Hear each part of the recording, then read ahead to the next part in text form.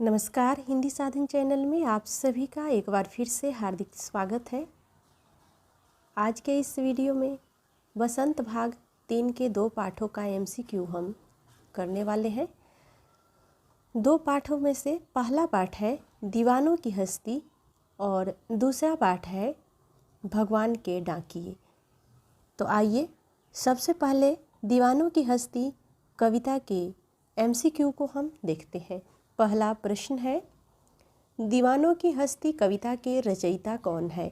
Option A है Jaya Jadwani, B Kamtanath, सी भगवती चरण Verma, D Ramchandra Tiwari. तो ऑप्शन तीसरा सही हो जाएगा, भगवती चरण वर्मा दीवानों की हस्ती नामक कविता के रचयिता है। अगला प्रश्न है, मस्ती भरा जीवन जीने वाले लोगों के बीच क्या बनकर आते हैं? तो मस्ती भरा जीवन जीने वाले लोगों के बीच ऑप्शन है उल्लास, शोक, भिखारी, अतिथि। ऑप्शन पहला सही हो जाएगा, मस्ती भरा जीवन जीने वाले लोगों के बीच उल्लास बनकर आते हैं। अगला प्रश्न है, सुख दुख में कौन सा समास है? ऑप्शन पहला तत्पुरुष, दूसरा ऑप्शन कर्मधारय समास, तीसरा ऑप्शन है द्विगु समास और चौथा ऑप्शन है द्वंद्व समास। ऑप्शन चौथा सही हो जाएगा, द्वंद्व समास। अगला प्रश्न है, धूल उड़ाते हुए दीवानों के साथ क्या चलता है? ऑप्शन ए आज और कल, बी सैनिक और वीर, ऑप्शन सी मस्ती और आलम और ऑप्शन डी जोश। तो धूल उड़ाते दीवानों के साथ ऑप्शन तीसरा सही हो जाएगा, मस्ती और आलम। अगला प्रश्न है, दीवानों को क्या पछतावा है? ऑप्शन है भीखमंगे बनने का, स्वच्छंद प्यार लुटाने का, आंसू बहाने का, लोगों को मस्त न बना पाने का। ऑप्शन चौथा सही हो जाएगा, दीवानों को क्या पछतावा है? तो उनको ये पछतावा है कि लोगों को मस्त वे न बना पाए। अगला प्रश्न है, कवि के अनुसार कैसा जीवन अच्छा रहता है? ऑप्शन ए बंधन वाला, ऑप्शन बी बंधन रहित, ऑप्शन सी सफल जीवन, ऑप्शन डी मस्ती का जीवन। ऑप्शन दूसरा सही हो जाएगा, कवि के अनुसार बंधन रहित जीवन अच्छा रहता है। अगला प्रश्न है, कवि की जीवन शैली कैसी है? ऑप्शन ए अभी जीना अभी मरना, ऑप्शन बी आज यहाँ कल वहाँ, ऑप्शन सी एक जगह पर रहने की, ऑप्शन डी समय की बचत करना। ऑप्शन बी सही उत्तर हो जाएगा, कवि का जीवन शैली आज यहाँ कल वहाँ। अगला प्रश्न है, कवि ने संसार को भिखमंगा क्यों कहा? ऑप्शन ए क्योंकि लोग कर्तव्य निभाने से बचते हैं, ऑप्शन बी क्योंकि लोग उधार लेकर वापस नहीं करते, ऑप्शन सी क्योंकि संसार गरीब और भूखा है, ऑप्शन डी गुस्से के कारण। ऑप्शन पहला सही हो जाएगा, कवि ने संसार को भिखमंगा इसलिए कहा है क्योंकि लोग कर्तव्य निभाने से बचते हैं। अगला प्रश्न है, कवि सुख दुख को किस भाव से ग्रहण करता है? ऑप्शन ए देशभक्ति के भाव से, ऑप्शन बी मस्ती के भाव से, ऑप्शन सी एक भाव से, ऑप्शन डी अनेक भाव से। ऑप्शन सी सही हो जाएगा, एक भाव से। कवि सुख और दुख को एक भाव से ग्रहण करता है। अगला प्रश्न है, कवि किसके दीवाने हैं? ऑप्शन है ए आबादी के, बी आज़ादी के, सी आम आदमी के और डी मस्ती के। ऑप्शन बी सही हो जाएगा, कवि आज़ादी के दीवाने हैं। अगला प्रश्न है, दीवाने ने क्या लिया और क्या दिया? ऑप्शन ए सुख लिया और दुख दिया, ऑप्शन बी हंसना लिया रोना दिया, ऑप्शन सी आज लिया और कल दिया। ऑप्शन डी दुख लिया और सुख दिया। ऑप्शन डी सही हो जाएगा, दीवाने दुख लिया और सुख दिया। अगला प्रश्न है, दीवाने के सीने पर किस असफलता का भार है? ऑप्शन ए स्वतंत्रता न पाने की, ऑप्शन बी लोगों को खुशहाल न बना पाने की, ऑप्शन सी ए और बी दोनों, ऑप्शन डी कोई सफलता नहीं। ऑप्शन सी सही हो जाएगा, ए और बी दोनों, स्वतंत्रता न पाने की और लोगों को खुशहाल न बना पाने की। यह दीवानों के सीने पर यही असफलता का भार है। अगला प्रश्न है, दीवाने अपने बंधन तोड़कर किस ओर बढ़ना चाहते हैं? ऑप्शन ए अंग्रेजों की ओर, ऑप्शन बी घर की ओर, ऑप्शन सी स्वतंत्रता के लिए कुर्बान होने की दिशा में, ऑप्शन डी मस्ती के आलम की ओर। ऑप्शन सी सही हो जाएगा, स्वतंत्रता के लिए कुर्बान होने की दिशा में। अगला प्रश्न है, किसने दो बातें कही और सुनी? ऑप्शन ए कवि ने, ऑप्शन बी सेनानियों ने, ऑप्शन सी दीवानों ने, ऑप्शन डी सभी ने। ऑप्शन डी सही हो जाएगा, सभी ने।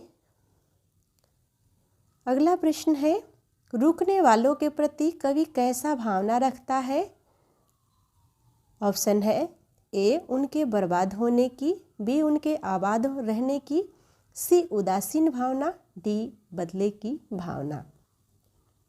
ऑप्शन दूसरा सही हो जाएगा, उनके आबाद रहने की।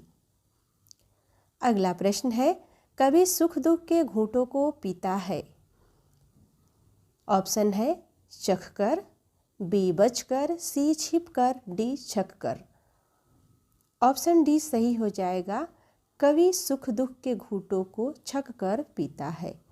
अगला प्रश्न है, दीवानों की हस्ती कविता किस समय की है? ऑप्शन ए आज़ादी के बाद की, ऑप्शन बी कवि के अच्छे समय की, ऑप्शन सी आज़ादी से पहले की, ऑप्शन डी अकाल के समय की। ऑप्शन तीसरा सही हो जाएगा, दीवानों की हस्ती कविता आज़ादी से पहले की कविता है। अगला प्रश्न है, आलम शब्द का क्या अर्थ है? ऑप्शन ए वातावरण, बी माहौल, सी संसार, डी उपरोक्त सभी। ऑप्शन चौथा सही हो जाएगा, उपरोक्त सभी। आलम शब्द का उपरोक्त सभी अर्थ है। आलम एक तो वातावरण को भी कहा जाएगा, फिर माहौल को भी, संसार को भी, और सभी सही हो जाएगा। अगला प्रश्न है, अपना का विलोम शब्द क्या है? ऑप्शन है सपना, बी ऑप्शन है किराया, और सी पराया, डी मेरा। तो अपना का विलोम शब्द होगा पराया। ऑप्शन तीसरा सही हो जाएगा। अगला प्रश्न है, स्वतंत्रता सेनानी किसके लिए प्राण न्यौछावर करना चाहते हैं? ऑप्शन ए है सम्मान के लिए, ऑप्शन बी देश के लिए, ऑप्शन सी प्रसिद्धि के लिए, ऑप्शन डी मस्ती के लिए। तो स्वतंत्रता सेनानी देश के लिए अपने प्राण न्यौछावर करना चाहते हैं। अगला प्रश्न है, उड़ शब्द का क्या अर्थ है? ऑप्शन है मस्तिष्क, ऑप्शन दूसरा भुजा, ऑप्शन तीसरा हृदय, ऑप्शन चौथा नेत्र। ऑप्शन तीसरा सही हो जाएगा, हृदय। अगला प्रश्न है, दीवानों की हस्ती में कौन सा कारक है? ऑप्शन ए आपादान, ऑप्शन बी कर्म, ऑप्शन सी संप्रदान, ऑप्शन डी संबंध। दीवानों की हस्ती नामक कविता में संबंध कारक है। अगला प्रश्न है, कवि के बंधन किसने तोड़े? ऑप्शन है ए कवि ने स्वयं, बी अंग्रेजों ने, सी लोगों ने, डी दीवानों ने। ऑप्शन ए सही हो जाएगा, कवि के बंधन कवि ने स्वयं तोड़े हैं। अगला प्रश्न है, हम धूल उड़ाते जहाँ चले का भावार्थ क्या है? ऑप्शन ए, पैरों से उड़ने वाली धूल। ऑप्शन बी, वीरों का अस्तित्व दिखाई देना। ऑप्शन सी, जोश और जुनून। ऑप्शन डी, सफलता का अनुभव। ऑप्शन बी सही हो जाएगा, वीरों का अस्तित्व दिखाई देना।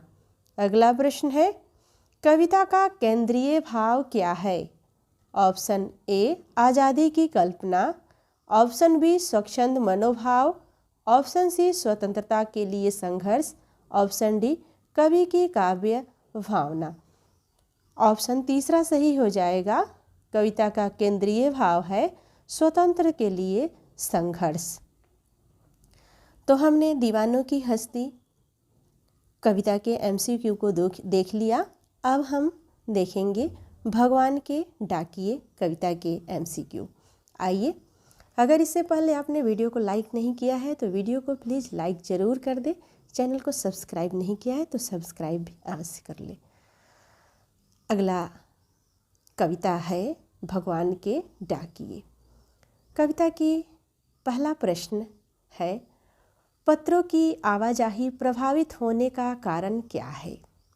तो पत्रों की आवाजाही प्रभावित होने का कारण में 4 ऑप्शन है। पहला ऑप्शन है संचार के साधनों का बढ़ जाना। दूसरा ऑप्शन संचार के साधनों का घट जाना। तीसरा ऑप्शन डाकियों की कमी हो जाना।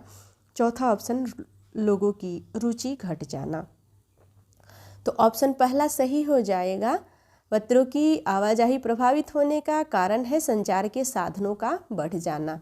अगला प्रश्न है, परिवहन के साधनों के विकास का पत्रों की दुनिया पर क्या असर हुआ है? ऑप्शन पहला, पत्र जल्दी और सुगमता से मिलने लगे हैं। दूसरा ऑप्शन, पत्र विलंब से मिलने लगे हैं। तीसरा ऑप्शन, पत्र कठिनाई से मिलने लगे हैं। चौथा ऑप्शन है, पत्र कम लिखे जाने लगे हैं। ऑप्शन पहला सही हो जाएगा, पत्र जल्दी और सुगमता से मिलने लगे हैं। अगला प्रश्न है, पत्र जो काम कर सकते हैं उसे संचार के खाली स्थान साधन नहीं कर सकते। ऑप्शन पहला है प्राचीनतम। ऑप्शन दूसरा आधुनिकतम। ऑप्शन तीसरा पुरातन। ऑप्शन चौथा व्यस्तम। ऑप्शन तीसरा सही हो जाएगा पुरातन। पत्र जो काम कर सकते हैं उसे संचार के पुरातन साधन नहीं कर सकते। अगला प्रश्न है, पत्र संस्कृति विकसित करने के लिए पत्र लेखन निम्नलिखित में से कहाँ शामिल किया गया है? ऑप्शन पहला है विश्वविद्यालयी पाठ्यक्रम में। ऑप्शन दूसरा पत्राचार्य पाठ्यक्रम में। तीसरा ऑप्शन मुक्त विद्यालयी पाठ्यक्रम में। चौथा ऑप्शन स्कूली पाठ्यक्रम में। ऑप्शन चौथा सही हो जाएगा स्कूली पाठ्यक्रम में। अगला प्रश्न है, पत्रों की दुनिया को अजीबोगरीब क्यों कहा गया है? ऑप्शन पहला है उनकी उपयोगिता बढ़ जाने के कारण। ऑप्शन दूसरा उनकी उपयोगिता घट जाने के कारण। ऑप्शन तीसरा हमेशा से उपयोगी बने रहने के कारण। ऑप्शन चौथा वर्तमान में अधिक उपयोगी होने के कारण। ऑप्शन तीसरा सही हो जाएगा, हमेशा से उपयोगी बने रहने के कारण। अगला प्रश्न है, वर्तमान में चिट्ठी पत्री की क्या स्थिति है? तो वर्तमान में चिट्ठी पत्री की स्थिति कैसी है? ऑप्शन है उनकी लोकप्रियता समाप्त हो गई है, उनकी लोकप्रियता में उछाल आया है। तीसरा ऑप्शन उनकी लोकप्रियता बनी हुई है। और चौथा ऑप्शन उनकी लोकप्रियता संचार के अन्य साधनों से अधिक है। तो ऑप्शन तीसरा सही हो जाएगा, उनकी लोकप्रियता बनी हुई है। अगला प्रश्न है, SMS पत्र के समान खाली स्थान नहीं दे सकते। तो SMS पत्र के समान क्या नहीं दे सकते हैं? ऑप्शन हानि। दूसरा ऑप्शन है लाभ। तीसरा ऑप्शन संतोष। चौथा ऑप्शन असंतोष। तो ऑप्शन तीसरा सही हो जाएगा, SMS पत्र के समान संतोष नहीं दे सकते हैं। अगला प्रश्न है, पर अब वह बात नहीं में कौन सी बात कही गई है?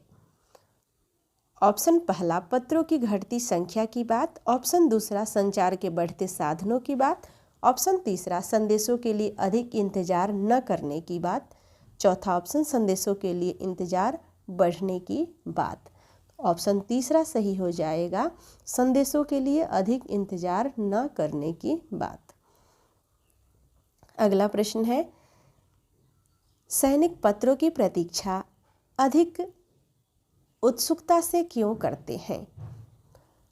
ऑप्शन पहला संचार की दुनिया विकसित होने से, ऑप्शन दूसरा दुर्गम क्षेत्रों में पत्र ही एकमात्र साधन होने से, ऑप्शन तीसरा संचार के अन्य साधनों की अज्ञानता से, और ऑप्शन चौथा है अन्य साधनों से बहुत महंगा होने से।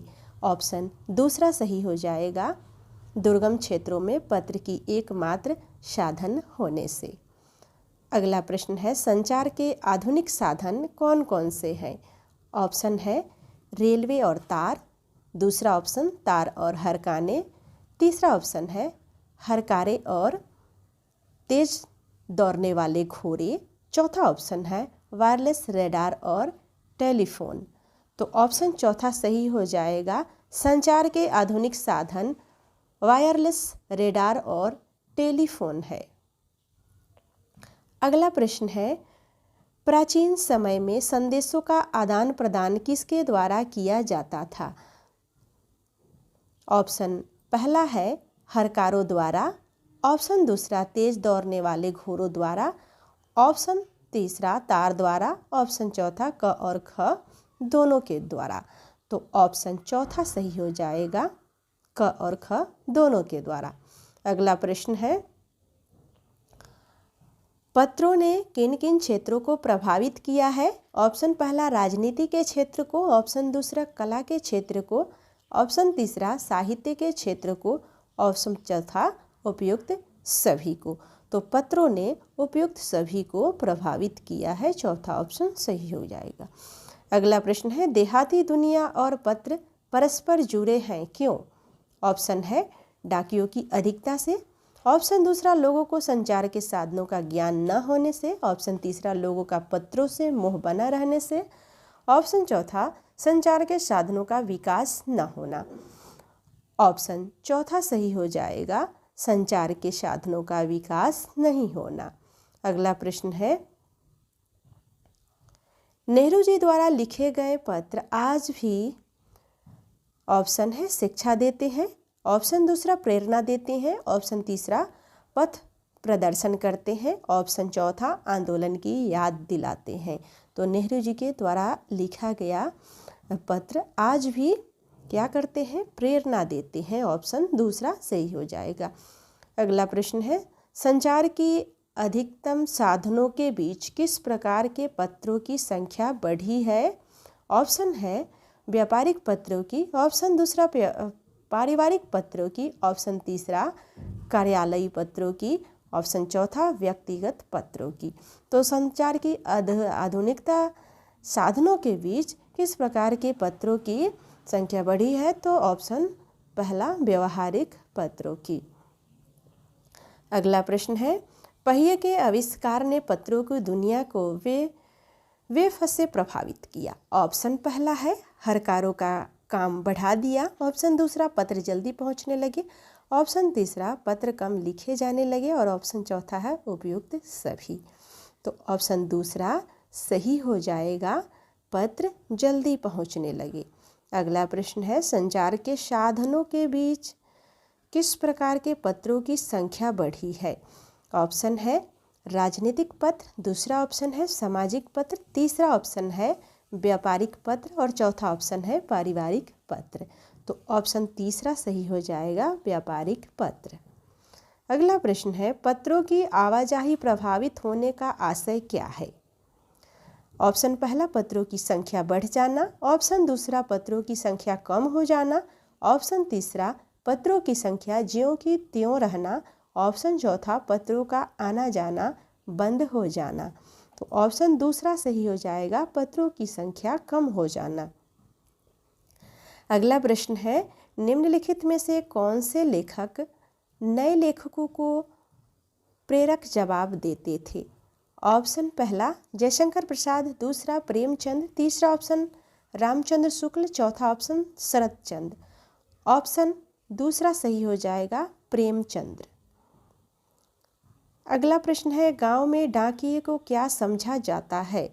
ऑप्शन है देवदूत, दूसरा ऑप्शन यमदूत, तीसरा ऑप्शन रामदूत, चौथा ऑप्शन राजदूत। तो गांव में डाकिये को देवदूत समझा जाता है। ऑप्शन पहला सही हो जाएगा। अगला प्रश्न है, पत्र व्यवहार असली विकास कब हुआ?